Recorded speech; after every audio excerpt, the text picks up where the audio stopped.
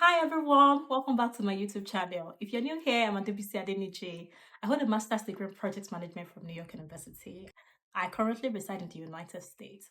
Originally, I'm from Lagos, Nigeria, and I ran a successful wedding business and event business for close to 10 years. Now I'm in the process of a career pivot from event management to project management, and it is a very exciting, challenging but exciting time for me. In today's video, before we get into it, if you've not subscribed to my YouTube channel, please do so and share to people who you think my content will be useful for. I currently create content around my master's degree journey from Nigeria to the United States, getting the F1 visa, and what you can expect when you're pursuing an education in the United States, and important information like that. So you don't want to miss it, so subscribe. In today's video, I'll be talking about my PMP certification exam and how I was able to clear it in the first try. The PMP certification exam is definitely not the easiest exam. It is challenging, and from the statistics I've seen, I did not want to fail. So I studied really hard, and I'll be sharing every tip that I used that helped me achieve success in the first sitting with you. Before we get into that, what is the PMP certification and why is it valuable? So basically, the PMP certification basically shows that you have the skill sets, you have the qualifications, you have the requirements that a good project manager should have. It is said to be the gold standard of the project management practice, and it is issued by the Project Management Institute. In today's video, I'll be talking about the breakdown of the examination itself, how I was able to study, the exam day and what it was like for me, and the do's and don'ts that I feel like will help you if you're hoping to embark on a journey like this. So I will start with the breakdown of the examination. The PMP itself has 180 questions broken down into 3 sections of 60 questions each. Between the first and the second section, you get a 10 minutes break, and between the second and the third session, you get another 10 minutes break. In total, it is 230 minutes, which is very close to 4 hours. So you'll be seated for 4 hours writing this exam. So when I tell you it is challenging, not to scare you, it is, but it is not something that cannot be done. So don't be scared. The questions are designed around the Agile methodology, the predictive methodology, which is also known as waterfall, and hybrid methodology. Personally, I had some end value management questions around schedule variance and cost variance. And I also had some diagrams that I had to interpret. And I had some drag and drop, which is where you would match project management terms to their relevant definitions. This was how I studied. First of all, I have a master's degree in project management. So I did not have to spend 6 months preparing because I already had an idea of what to expect. This already gave me a strong foundation, and I only needed a kind of refresher. So I prepared for 2 months and I studied for 4 hours per day. Thankfully for me, I work remotely, so I don't have to commute to my workplace. So when I wake up at 6 a.m., I would study for 2 hours before I clock into work, and immediately after 5 p.m. I would study again. The resources that helped me the most were the PMI Study Hall.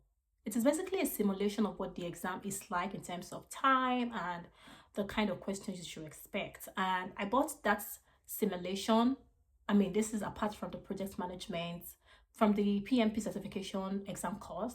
I got that, and I also got a Udemy PMP practice exam course that was recommended by my professor at NYU.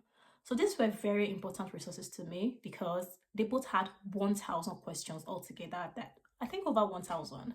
And I treated each of these questions twice. So basically I did all the 1,000 questions, both for Study Hall and the Udemy course. I did them one time. I then reviewed them again to see where my weaknesses were. After completing those, I read the PMBOK 6 and the PMBOK 7. That is the guide, the textbook that the Project Management Institute uses as a guide for the project management practice. I read those back to back. I was very detailed. I looked at all the little information, and because I had gone through the study hall again, I knew what to look out for, and I understood that you can't skim this textbook. You had to read it, like you had to understand it, and that was very important for me. So that was what I did. I read both textbooks. Yeah, I did 2 textbooks in 2 months.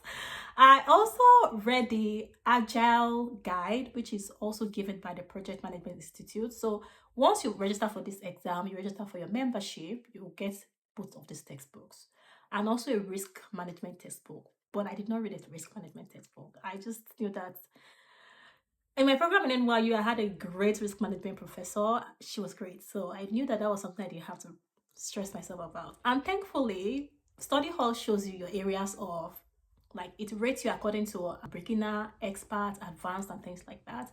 In all of my risk exams, I was close to experts, and this is one of the top categories. That was how good I was. So I did not read the risk textbook. That is not to say the rest of my professors weren't great. They were all amazing. I had a good time at NYU. But my risk professor and my intercultural communication professor, they did what they had to do. So with communication questions, risk management questions, Agile, I did not sweat one bit. But I knew that with other things, I had to improve. And I have a theory that even if I did not prepare for 6 months, I would still have passed. I just don't like to take chances. Okay, let's get into it. So yes, I read the PMBOK 6 and 7 and the Agile guide from PMI thoroughly. I also read the Agile Manifesto a couple of times. I also read the Scrum guide because I'm also preparing for my certified Scrum Master examination, and that is also transferable to the PMP. So it was a long 2 months of just reading and taking practice tests and just maintaining positivity. ChatGPT also has this PMP simulation from PMI, and I use that. I would also ask ChatGPT to share with me sample questions. I'll get into that in another video, how you can use AI to study for the PMP, because that was something I actually did as well. I also use Gemini by Google for the same thing. If I see a question that I don't understand, I asked ChatGPT or Gemini to break it down for me, or I will just read my PMBOK. So that was great. I'll get into that AI. I feel like I should treat that AI question and AI, how AI can help you pass PMP in another video. I want it to be very detailed. So that's why I'm just skimming through rather. On the exam day, I woke up really early. I woke up 6 a.m. My exam was slated for 8 a.m. and I had to show my exam area because there were some rules that you had to follow. Your table had to be empty and things like that. So I woke up really early. At 7:30, I was on my desk. I shared my pictures and everything, and I started the examination. The examination is objective with 4 options for answers, and there is a feature to highlight possible answers and strike through the ones that you think that can be the answer. And the good thing about PMP, from what I've seen, I would also make a video about some lessons that I feel like would help. I wrote down 50 lessons from looking at all those resources, and I will share those with you in coming videos. There were options to highlight possible answer and strike through the one you think are wrong. And with the PMP examination, you would see that some of the answers are definitely wrong. It is so obvious. Now you will have 2 similar answers, 2 similar possible answers. Not for all the questions anyway, but in some you have to really think like, hey, these answers look so much alike. What am I going to choose? But something I also liked about the PMP certification and the user interface is the fact that there was option to flag and questions. So for questions you're not really sure of, you can flag them and come back to it, and that definitely helped me save time. So if I look through a question, and I also want to highlight that it's very important to read these questions thoroughly, because if you don't, there are little nuances that can change answers for you, and if you don't read it to the end, you will choose the wrong answers. That was something I learned from the study hall, because I will go through, okay, one of the study hall resources had 175 questions, and I would say that at least 5 of these questions was because I did not read them well, that I did not choose the right ones. So that is why it is even important to do this simulation questions before the exam. So I read my questions slowly and I understood them before answering. This helped me manage time, and I was able to review all my answers at least twice before submission. I kept my calm all through because that's very important. Again, you're sitting for 4 hours straight. That could get a little bit stressful. The first part of the exam, the first 60 part, I breezed through. It was great. I took 4 minutes out of the 10 minutes break that was provided. By the time I was nearing the end of the second, fatigue was already setting in. Because I had been on my seat for at least an hour, 30 minutes by now.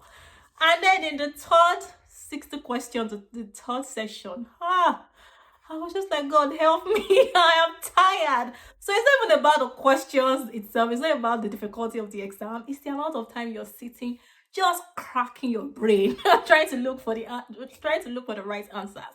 But I did this, and so can you if you prepare. So that is an expectation I want to set, that you will be on your seat for a long time, but you'll be fine. So what are some do's and don'ts? Prepare, but don't over prepare. That is very important. With the two textbooks, the study hall and the Udemy course I got, I felt I was okay. Again, I have a master's degree in project management, so I did not want to now be running around helter skelter, reading this, reading that. I was on Reddit. I joined a support group on Reddit, and there were a lot of resources circulating. I just thought to myself, you know what? I have done my best. I have read both PMBOK, which is what you should read. I have done the study hall. I've done the Udemy course. I think I'll be fine. And I was. Having a support system, that's an important do. My friends were very supportive of me, people who knew I was going to write the exam. Also, I joined the subreddit, so every time somebody posted that or updated that, oh, I passed my PMP, it gave me that momentum that if they can do it, I can also do it. So that really kept me going. Understand how to apply the concept and mindset in real scenarios. I'll make a separate video to just talk about some common mindsets. I would also say take the breaks, the 10-minute breaks. Take them. I took 4 minutes out of each just to drink water, just refresh. But those really helped my fatigue because I was beginning to feel it after around 2 hours. Just sitting, thinking, that could get a little bit stressful. So definitely do that. So, the golden question, is the exam hard? I would say it's not easy.